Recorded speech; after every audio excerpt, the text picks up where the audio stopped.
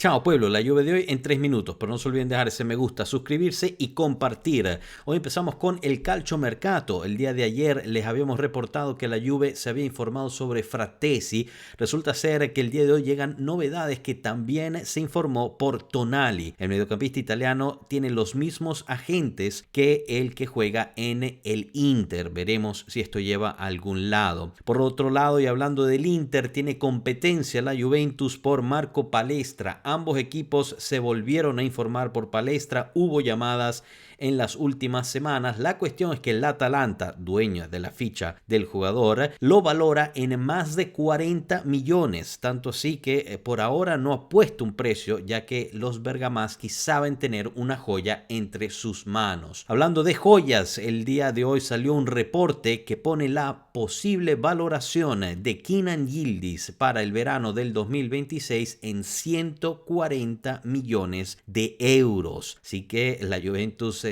está reuniendo todavía para sacar esa renovación, pero si algún club quiere llegar antes de que venza su contrato, más vale que desembolse bastante dinero. Y ahorita llegamos a la noticia del día, ya que el día de hoy, cerrando ya el mercado, Tether hizo público que dio una oferta oficial vinculante a Exor para comprar la totalidad de sus acciones de la Juventus por un total de 1.100 millones de euros. Esto quiere decir que valoran el 65% de la Juventus, que es lo que tiene Exor sobre la Juventus, en 1.100 millones de euros. Esto por ende quiere decir que valorarían a la Juventus en su totalidad en alrededor de 1.700 millones.